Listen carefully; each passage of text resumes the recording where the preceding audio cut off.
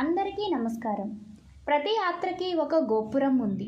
ప్రతి యాత్రకి ఒక గుర్తు ఉంది. తిరుపతి యాత్రకి గుర్తు ఉంది, తిరుపతి లడ్డూ ప్రసాదం. కానీ ఇప్పుడు మీరు ఆలోచించారా, ఎందుకు ఈ లడ్డు మాత్రమే అంత ప్రాముఖ్యం పొందింది? ఎందుకు స్వామివారి ప్రసాదంలో ఈ లడ్డూకి ఒక దివ్య స్థానం ఉంది అని? తిరుమలలో లడ్డూ ప్రసాదం తయారు చేయటం ఒక సామాన్య కుకింగ్ ప్రాసెస్ కాదు. ఈ ప్రసాదం స్వామివారి సన్నిధిలో తయారు చేస్తారు. పొట్టు అనే టెంపుల్ కిచెన్లో ప్రతిరోజు ల్యాక్స్ ఆఫ్ లడ్డూస్ తయారు చేస్తారు. ఒక కుకింగ్ కాదు, ఒక సేవ. 1000 మందికి పైగా సేవకులు ప్రతి స్టెప్లో భక్తి కలిపి తయారు చేస్తారు.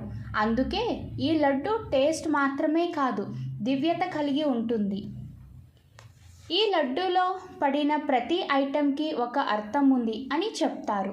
నెయ్యి శ్రీ వెంకటేశ్వర స్వామివారి దయ కరుణ, కాజు ఆశీర్వాదం ధనం, మునకలు ఆరోగ్యం జీవిత మార్గం, శనగపిండి భక్తి శ్రద్ధలకి ప్రత్యేకం.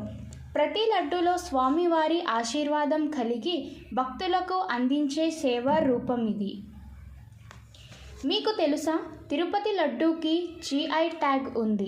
అంటే ఈ లడ్డూ ప్రసాదం తిరుమలలో మాత్రమే తయారు చేస్తారు. దీన్ని వేరే చోట ఎక్కడ తయారు చేసినా ఇది ప్రసాదం కాదు, ఓన్లీ ఒక స్వీట్ కింద పరిగణిస్తాము. భక్తులు నమ్ముతారు, లడ్డూ ప్రసాదం స్వామివారి ఆశీర్వాద ముద్ర. ఈ లడ్డు పొందినప్పుడు మన యాత్ర సమ్మతం అవుతుంది. అందుకే తిరుమలకి వచ్చిన ప్రతి భక్తుడు ఈ ప్రసాదం కోసం ఎదురు చూస్తాడు. ఈ లడ్డూ ప్రసాదం యొక్క చరిత్ర 1715 నుండి ప్రారంభమైంది. అందులో కూడా అది టైంలో మాత్రమే ప్రసాదం కాదు అని భక్తులు అర్థం చేసుకున్నారు. ఒక లడ్డూలో స్వామివారి కృప, టెంపుల్ సేవ, భక్తి మర్యాద అన్నీ కలుగుతాయి అని నమ్మకం పెంచుకున్నారు. సో తిరుపతికి వచ్చిన ప్రతిసారి లడ్డూ ప్రసాదం పొందడం వల్ల స్వామివారి ఆశీర్వాదం మన ఇంటికి మన హృదయంలోకి చేరుతుంది అని మన నమ్మలేని ఒక లేఖ.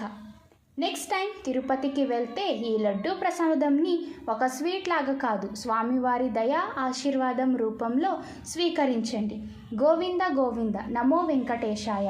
మరిన్ని వెంకటేశ్వర స్వామి వీడియోస్ కోసం నా ఛానల్ని ఫాలో అవ్వండి. థ్యాంక్ యూ అందరికీ.